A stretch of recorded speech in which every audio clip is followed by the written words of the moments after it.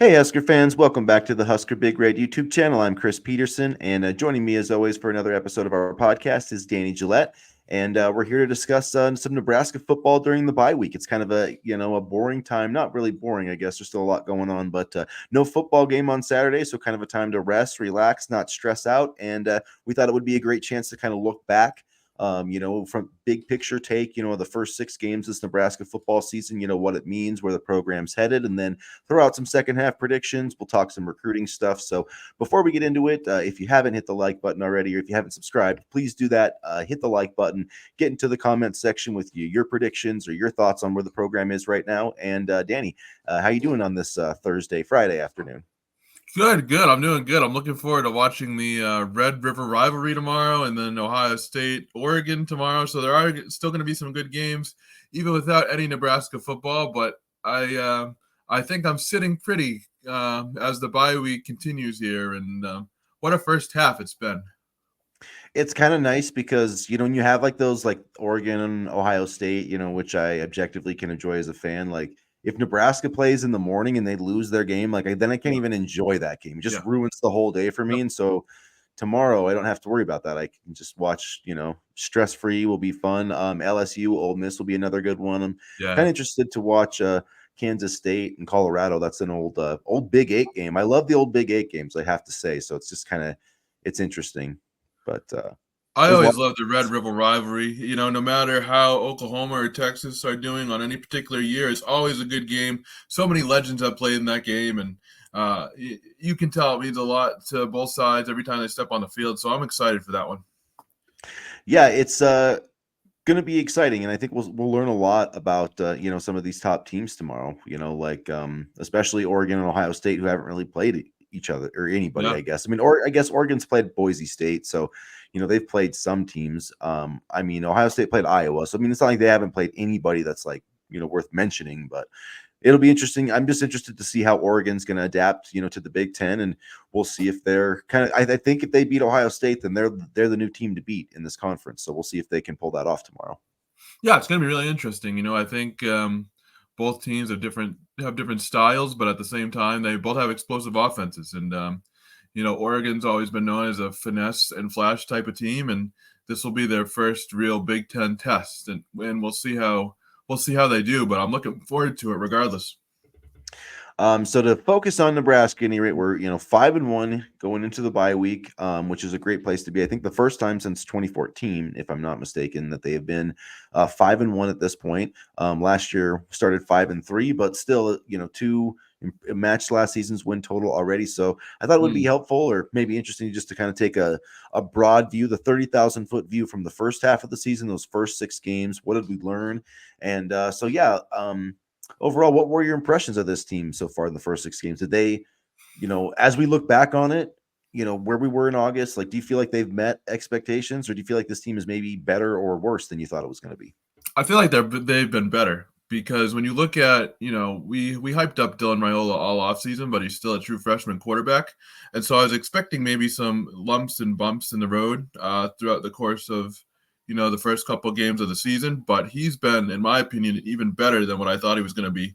And to think that he's only a true freshman is really, really exciting. And, when you take a look at some of the wide receiver transfers, Jamal Banks, Isaiah Nayor, it's always good to have veteran transfer receivers, but you never know how they're going to fit into the offense, right? You have an idea of how they're going to fit, but you don't really know how they're going to perform. And they too have been as good as advertised. And it helps, of course, when you have Raiola as your quarterback. But even Dante Dowdell as a running back, he's contributed at a high level so far. This season, excuse me. So I think when we were looking at the transfer portal class. Over the winter, we viewed them as kind of, extra players, players that could shore up positions where we already had a little bit of depth. They've been much more than depth pieces, and they've become key contributors. Yeah, and a lot of you've got a lot of them, especially at like you were mentioning, wide receiver and running back, and Dowdell, averaging 4.5 yards a carry, 5 touchdowns. Emmett Johnson averaging almost 6 yards a carry. Ramir Johnson's got 4.1 per carry and 146 receiving yards. And to Dylan Raiola, with your point about him, yeah, I just think he's been, super impressive. And we talked all offseason and all summer about, what the possibilities could be for this team if they had a quarterback that could take care of the ball. And he has done that. And, maybe, I maybe would have thought he would have thrown a few more touchdown passes through 6 games than 9, but that's just how it goes sometimes. They've got a lot of rushing touchdowns, probably kicked too many field goals, but that it goes how it goes. But overall, though, I think it has proven out that taking care of the football is the recipe for this team winning. The defense, yeah, they had, the game against Illinois, but outside of that, they've pretty much been dominant.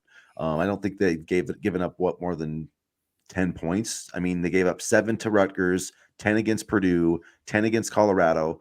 I think Northern Iowa, but did they score 10? I can't even remember right now, but I think they just did. I think they just did 10. I can't remember either. I'll have to look. yeah, I'll check right now. So I mean, maybe yeah. So nobody else's. They had 3. So you had 7 to UTEP, 10 Colorado, 3 to Northern Iowa, 31 to Illinois in overtime, and then 10 and 7. So I mean, if you if you're asking more at your defense than that, like, you're having unrealistic expectations. So the pass rush is there. Nash and Ty Robinson have been spectacular inside. The linebackers have been good, and I think now that Tommy Hill looks like he's back and healthy, he's been practicing this week, according to a report I read from Sean Callahan today. I think the secondary is going to be better than we thought, because you could have not only Tommy Hill as an all Big Ten quarterback, I think you could have 2 and say, all right. And I mean, all Big Ten, I'm not saying first team all Big Ten, but, just some sort of honorable Big Ten honor, I guess, postseason honor. And I think Nebraska has a very good chance of getting 2 of those guys with Sayer Wright and Tommy Hill. I mentioned the transfers and how they made an impact. I didn't even look at the defensive side of the football, so you're right. Definitely fits that bill. I mean, he's been, in my opinion, I don't know what you thought of him coming into the program, but in my opinion, he's been better than advertised. I thought he was going to be a stabilizing force to the secondary, and I thought he was going to play well, but he's exceeded my expectations, especially coming into a new defensive system with a new defensive backs coach, just announced, a month prior to the season. So Wright has been absolutely fantastic, and he's been one of my favorite players to watch, and he's really stepped up with Tommy Hill battling injury. Yeah, and I think you have to give John Butler a lot of credit for how Sayer Wright is playing, because it's not like he wasn't a talented guy. He was a top 100 recruit. He started, double-digit games at USC. I'm blanking on the exact number, but I believe it was played 12. Yeah, that sounds about right. So I mean, he's played a lot of football, but he's around the ball a lot, and not only has he done well in coverage, but he's done well when they've asked him to go near the line of scrimmage. He's got a sack, a tackle for loss. He forced a fumble in the Illinois game. He had an interception in the Rutgers game. He's got 16 total tackles, and it sounds like also that he's going to be starting from now on, or at least he's been playing with the ones. It sounds like he also got his black shirt, according to Sean Callahan. Again, he had a report where, where at least he saw Brian Buschini and Sayer Wright practicing in the black jerseys. And if that's correct, I do think that it's justified for both of those guys, but especially Sayer Wright, because he should be a starter going forward. And it sounds like that Malcolm Hartzog might get moved to the bench. It might be Marcus Buford taking over kind of that slot role, which I do think would be. I think both of those guys would still play a lot, whoever is in that role. There's going to be a lot of substituting among those defensive backs. But if you have Tommy Hill and Sayer Wright out there, like, that's probably as good a cornerback combination as there is in the Big Ten. Yeah. Maybe Ohio State's is better, but it's pretty darn close. Still pretty good. Yeah, and that's a lethal 1-2 combo, and I think Hartzog, I think he's a very good player, but he struggles in coverage. So I'm wondering what his role is going to be the rest of the season. But when you look at, like I said, this pass rush and what Ty Robinson and Nash have been able to do, and guys like that, we knew that they were going to come into their own and continue to play at a high level based off of what they did last year. The emergence of James Williams this season has been really, really encouraging, especially with Nash and Ty, departing from the program next season. We were talking about this offseason. Okay, what are they going to do when Nash and Ty leave? And James Williams has shown that he can be that kind of pass rushing guy. He had a solid year last year. He was getting his feet under him. He, acclimated well to the defensive scheme, but this year he's really taking his play to the next level, and it definitely gives me hope that he can continue to be a pass rusher for the next couple seasons, given that he's only a sophomore. Yeah, it's been pretty impressive to see, the production of James Williams. Four sacks over 2 games in Big Ten play. I mean, that's not easy to do. And then the win rate, I saw somewhere on Twitter, on social media, but I think it was on X, whatever you want to call it. But his win rate's like 22, 23% right now, which is, I mean, that's like first round draft pick win Yeah. rate. So, I mean, this guy needs to be on the field. And I think he has been, I mean, for, almost every third down, because he really can rush the passer. And I think there's some chances too to bump him inside. I know they kind of toyed around with that some in the summer of having him rush from that DT spot as well. So, I mean, I would like to see that utilized because, man, if you could get, Cameron Leonard, Prince William Mamalian, James Williams on the field at the same time, and then like a Ty Robinson or a Jamari Butler, somebody else like that, that could be a very dangerous pass rush. And that's been one of the most encouraging things to me. There was kind of, I guess, some worry about the pass defense against Indiana, and I am worried about that going up against Illinois. But I feel like they've got the pass rush and the pieces, especially at corner, to match up with quite a few teams. I still think there are some issues in the set where they'll give up some big plays. There seems like Mm-hmm. every once in a while there'll be a miscommunication here or there still, but for the most part, I mean, they've played really well, and I think the difference I've noticed in this defense is they're finding a way to get stops, when they really need it. Rutgers had the ball, and yes, Brian Buschini kicked a great punt, but how many times have we seen Nebraska just give up a touchdown when another team needed one? And I thought that was one of the most encouraging signs that I've seen, that they were able to shut the door on a pretty solid Rutgers team, I think, to win 14-7. And I think when you take a look at what they were able to do last year, they already had some experience in trying to close games and shutting the door. It was just a question of the offense kind of doing its part. Now, this year, they know how to win those close games defensively. And the offense, I know people have mixed reviews, but by and large, it's been okay. And, I think when the offense can complement the defense very well, then it makes a world of difference and it makes the guys on the defensive side of the ball feel better. Yeah, I mean, one thing about the offense, I mean, we're 6 games through, and if we want to measure the success of the offense and Dylan Raiola playing quarterback, Nebraska last year averaged 18 points a game. This year they're averaging 28. So I mean, a 10-point improvement is a pretty drastic improvement. 380 total yards of offense. It should be said though that Nebraska is running the ball more than they're throwing it. There's more rushing attempts than pass attempts this season, and I think that probably is by design. Part of that is because they've had the lead quite a bit, but they have been, I mean, somewhat conservative at times in second halves and things like that. But I just think that you have to coach the team that you have. You can't sit here and worry about how many touchdown passes somebody has or whatever. Like you Yeah. coach to win that game. And so like Saturday against Rutgers, like I know there was some frustration with the offense in the second half. And yes, I was frustrated too. I wanted them to put the game away, but for the most part, like it was put away. Rutgers didn't trim that to a one-score lead until like 4 or 5 minutes left. So Nebraska had the Yeah. ball with it being a one-score game only one time. And so, you've got a 2-score lead. Your defense literally has given up nothing. Like there's no point in risking something and having it. And Yeah. Dylan already had an interception. Like maybe if he didn't have that mistake earlier, the confidence is a little shaky. Maybe you're a little riskier, and the win too. There was a lot of variables, Yep. and so it's like you just didn't need to. Like, yeah, it might look fancier if you win 28-7, but we don't need to be about style points. We just need to be about winning every single Saturday, and that's what I liked about the way that they finished that game. Exactly. That was the type of game where one major turnover could have made the difference in a win or a loss. And I know even I, like you said, I was kind of upset at how conservative they played in the second half, but it was a smart play because a lot of times they were backed up into their own end zone as well. I counted like 2 or 3 times that they were backed up into their own end zone. So I was fine with that. I mean, again, it's about knowing how to win close games, and that's on the coaching staff too. And I think on Rutgers, during the Rutgers game last Saturday, the coaching staff put together a game plan where they knew how to win close games.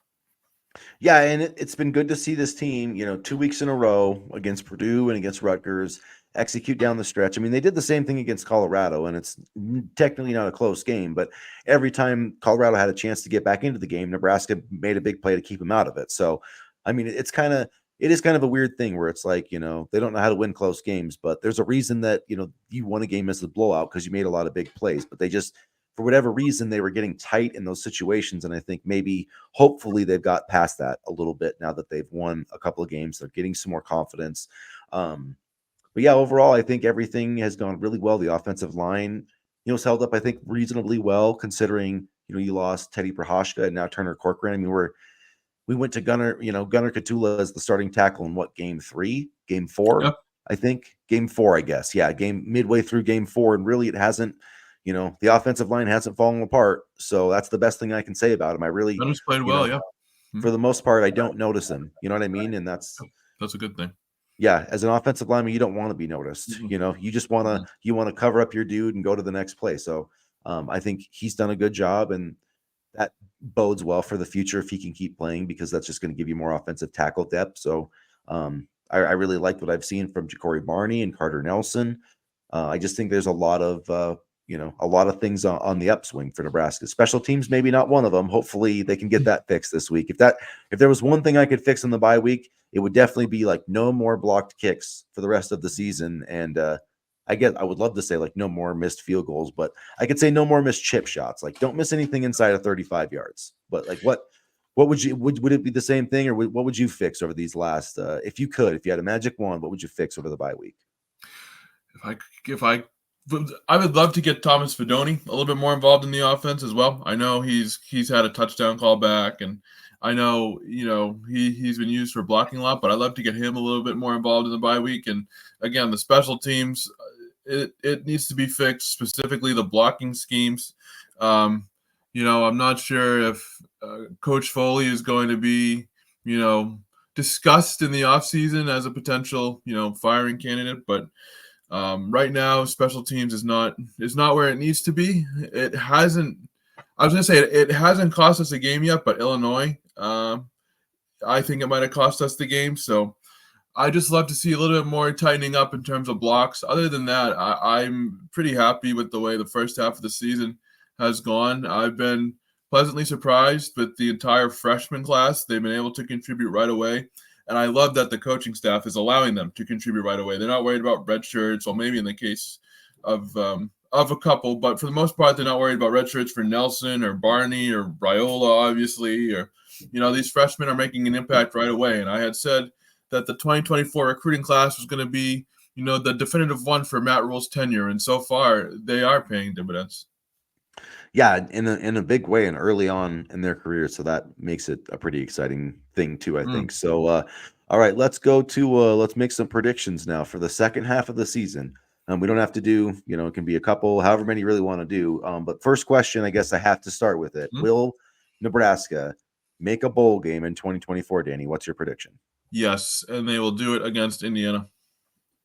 I agree with that statement. Yes, I think they will make a bowl game, and I also think that they're going to beat Indiana because, man, when you look at Indiana's schedule, like there's a bunch of teams that would have went 6-0 against that schedule. Come on, like Nebraska would have cake. Dylan Raiola would have played like the fourth quarter in one game this year, maybe if that was our schedule. So Indiana has not seen a defensive line like this, like Nebraska's. They have not seen a quarterback like Nebraska's, a running game like Nebraska's, receivers like Nebraska's. Well, maybe that part's probably not true. They have, but the other parts, the D line, the offense, I mean, the running game, and just the quarterback. I think Nebraska, to me, is the more talented team, and I think Indiana is going to get exposed a little bit. And Kurt Cignetti celebrated the first sellout for Indiana for the Nebraska game, and I know a lot of that sellout is due to Nebraska fans. So good on you guys. I know that was pretty fun. That was funny, and it just it was like who's gonna tell them that the reason they got the sellout had nothing to do with Indiana. It has more to do with who they're playing, but whatever. They travel well. Nebraska fans always travel well. But I do kind of like they have a bye week this week. They're on the bye too, so we're both coming in off the bye week. They're gonna be ranked, man. We'll see. That'll end the ranked losing streak if our predictions prove to be correct there. So, and you know what that'll mean. That the Huskers will then be ranked if they beat Indiana. So going into the Ohio State game, that would be pretty sweet. That ranked would be, but I'm not hopeful about the Ohio State game. I'll say that right now. No, I'm not either. But I think that they can keep it close. If Sayer, Wright, and Tommy Hill are both like reasonably like close to 100%, because if you don't have those two guys, I don't know how they're gonna guard Smith and Ibuka. But if they do have those guys, I think Nebraska can slow down their running attack in a way that some other teams haven't. And I don't know. We'll see. I'm Maybe not Dylan. sure about that one. I don't know. I mean, as a football fan, I'm excited to watch Jeremiah Smith. He is so nasty as a freshman. Like you He look is, at yeah. college football, right? You look at just the entirety of college football and how many freshmen have immediately come in and made an Yeah. impact. It's pretty impressive. You got the Williams kid from Alabama, you got Jeremiah Smith, you got the guys here. I mean, you have so many talented freshmen, and I think it's good for college football that this new generation, Arch Manning, they're all, or he's not a freshman, but he's a younger player, but they're all making an impact early, and I think it's good for the sport. And it's that game's going to be really interesting because that's going to be Tony White's best opportunity to earn himself a head coaching job because he hasn't done it quite yet. And, and really think about it, he hasn't played an offense like that. He hasn't played a quarterback. I mean, well, they don't really have a great. I mean, Will Howard's good, but he's not like C.J. Stroud good. But I mean, but still, Nebraska hasn't really faced an offense like that. So it'll be interesting to see how they do and how he does and what kind of schemes that he comes up with. To me, I think that the key in that game against the it's like Ohio State's Ohio State. They're going to get 400 to 500 yards on you. They're just going to do it. Like no matter what you do, unless Nebraska is able to like run the ball and slow it way down. But the key is going to be red zone, getting some stops in the red zone, making them kick field goals. Because if you can somehow like hold them to 2-3 field goals, have them score like 2-3 touchdowns, couple field goals, then maybe you've got a shot. And so I don't know. I think I'm hopeful that Nebraska like will just be going into the fourth quarter like within a score or two. I could see it getting away from them too, but I don't know. I think this defense is going to travel well. So I don't know. We'll see how that goes. I don't think it's going to be like the 2019 Ohio State game, but I do think the Buckeyes may win that one. But even still, I'm curious to I'm just excited to watch the players on the field like Charles and or Smith, excuse me, and Abuka. So that's going to be an exciting game for me to watch as a college football fan. And just looking down the schedule, I am really excited about the Wisconsin game because I feel like we have an opportunity to win that one as well. Yeah, definitely. You see, those the way I look at it in terms of getting to a bowl game. You've got 4 games on the road, and those are all going to be tough to win at Indiana, at Iowa, at USC, at Ohio State. None of those are easy. All those teams have been now ranked this season. I think USC might have dropped out of the rankings, but I'm not sure. But at any rate, all 4 have been in the rankings. USC was up to a number 11 at one point. So I mean, none of those are going to be easy wins. So the way I look at it is this program cannot afford to lose either of those games at home. So you've got to take care of business against UCLA, and then it would be nice to take care of business against Wisconsin, and then hopefully you can win a couple of those other games and get to a really nice postseason game. And I think eight wins I feel like seems realistic to me. Win, beat Wisconsin, beat UCLA, maybe beat Indiana, and then close kind of competitive losses against USC and hopefully somewhat competitive against Ohio State. And that Iowa game, I think, really is the toss up between 8 wins and 9 wins, and hopefully the Indiana game will help in that.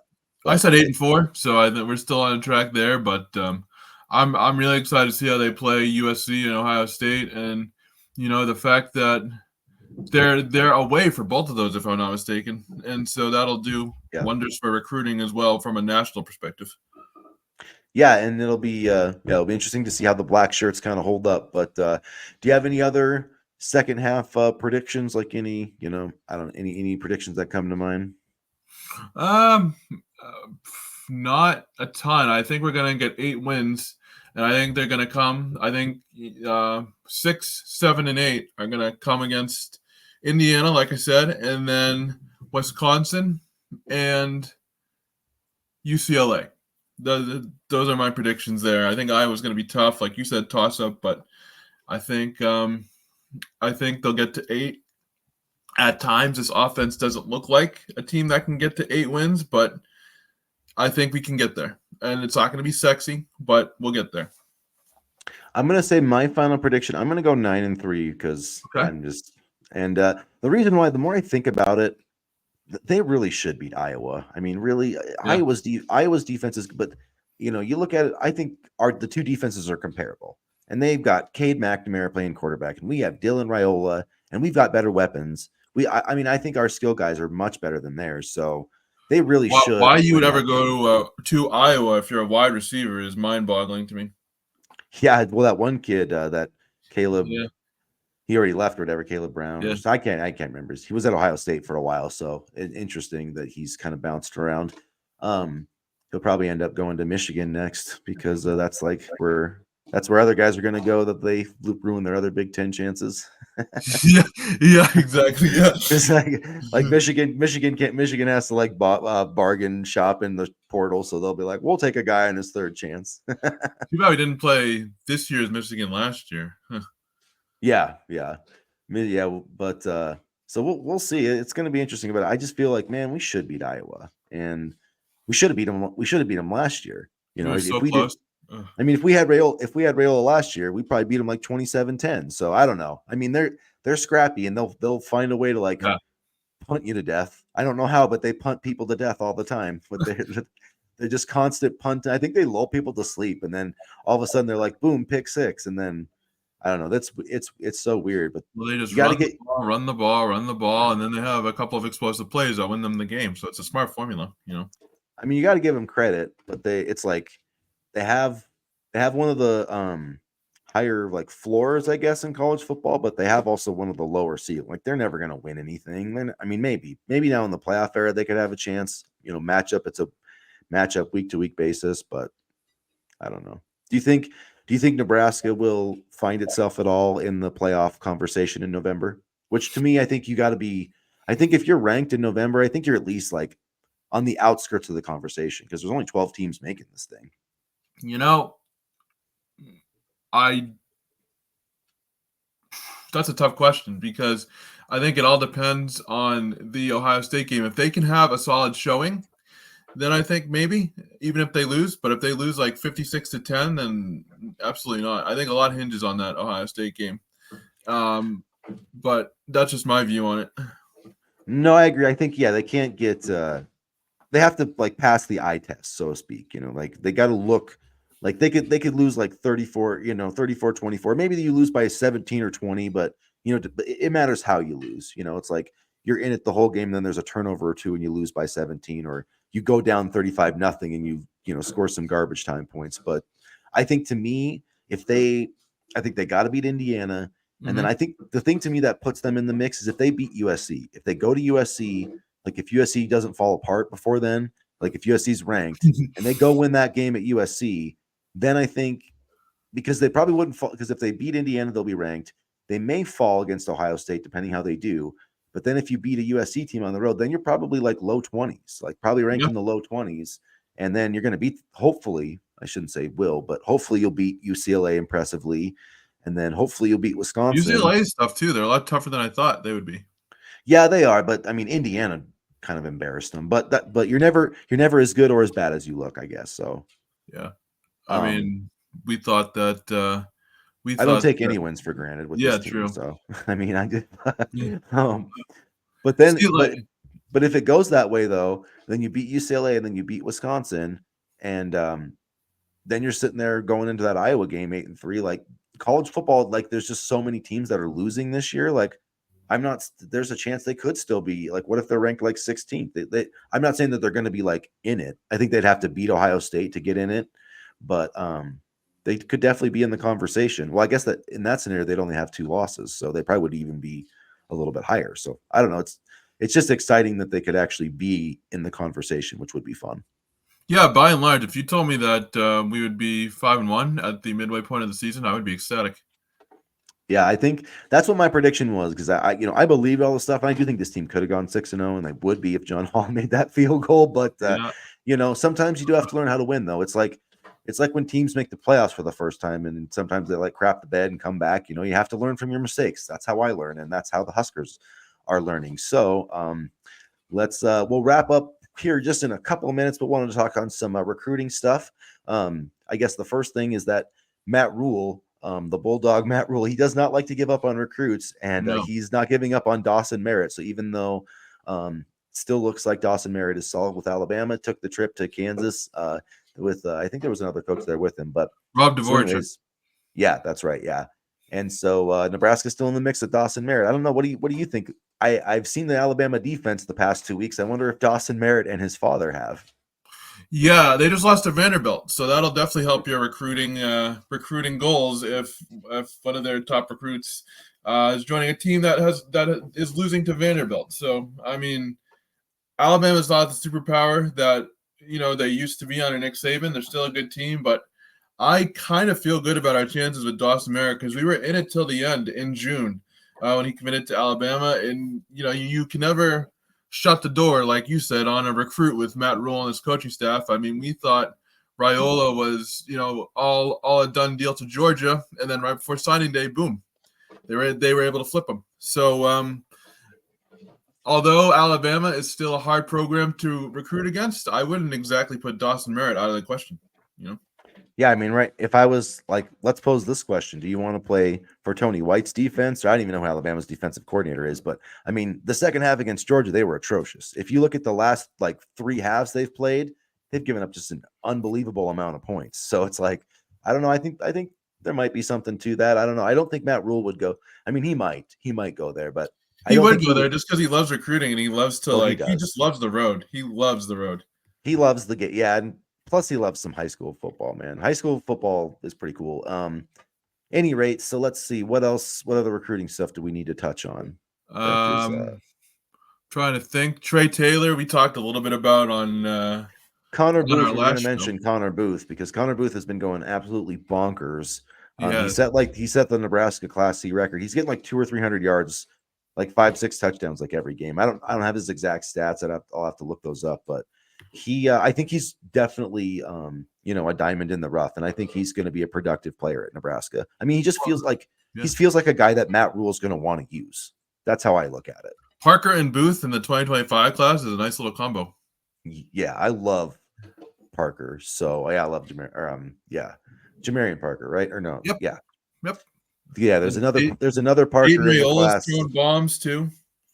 Yeah, and I really feel like they got a good quarterback there in Dayton, and he's playing at a really high level of competition. So I like where that leads us. And man, if you got your quarterback room set, and you got Dylan, you've got Daniel Kalen, TJ Lateef, you got Dayton Raiola. Trey Taylor said that the Nebraska visit was 10 out of 10, and he's visiting again. So even For though the Wisconsin Nebraska game. Yep. yeah, so even though Nebraska was a little behind the eight ball, like he's visited Michigan, Notre Dame like 6 times. They're still right in the mix, I think. So yeah, they have been impressive with the quarterback recruiting for sure. Well, I think this last cycle where they landed Lateef a little bit later than normal kind of woke them up maybe a little bit. Yeah, and then they also did have Glenn Thomas come in here, and so I mean, anytime you have, Yeah. then I'm assuming he kind of took over. That always is a bit of a transition, but I think that too. Glenn Thomas is just a damn good Yeah. recruit. Well, not even that, but I mean, all he's got to do is put his resume down and say, look what I've done. Do you want to get better as a quarterback? Do you want to play professional football? Because I can help you get there. And that's a strong selling point. And and then if you have a guy that has that resume and that actually is just like a good recruiter based off his personal traits, then you have a pretty damn good recruiter. And I think that's what Nebraska has in Glenn Thomas. And I think Glenn Thomas has undoubtedly helped with the development of Dylan Raiola as well. I mean, Mm-hmm. you saw even just during the spring game how good all of the quarterbacks looked, and that's a credit to Glenn Thomas. So I think he's been one of the more impressive coaches of the first half of the season, even if he doesn't get all the headlines necessarily. And that's one thing I'm interested to see too with Dylan because at some point the quarterbacks they talk about how the game slows down for them. I don't think he's anywhere near that. I mean, maybe he's close, but it hasn't happened yet.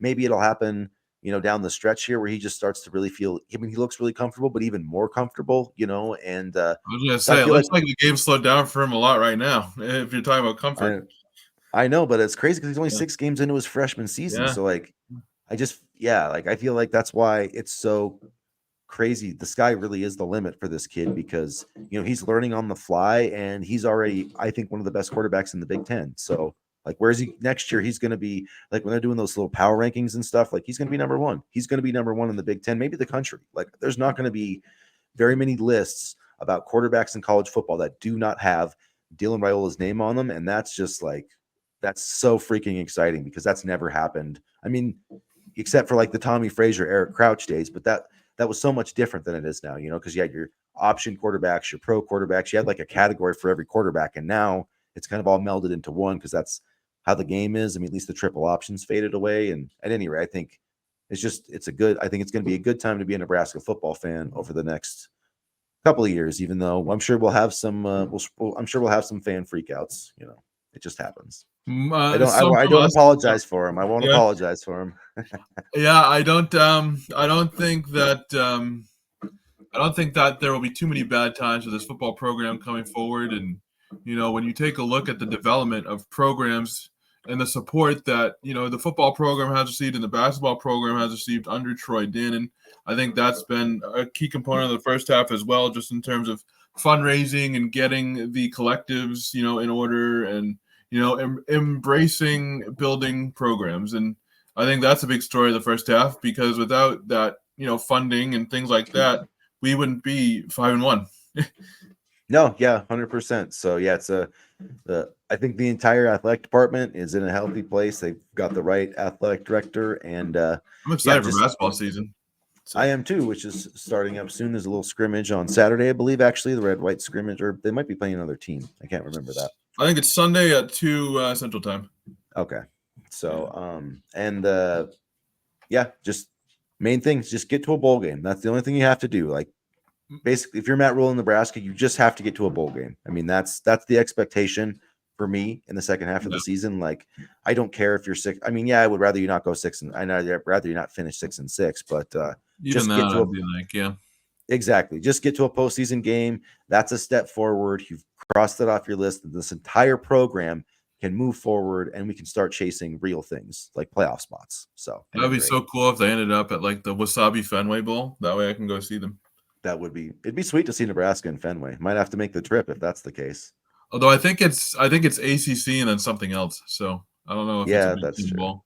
I forgot about the conference designations, but they do kind of throw those out sometimes, or sometimes they'll trade them. Like, I don't know. It's crazy, but at any rate, you guys, hopefully you enjoyed this podcast. If you did, make sure that you hit the like button, subscribe if you haven't subscribed already, get into the comments section, and as always, go Big Red.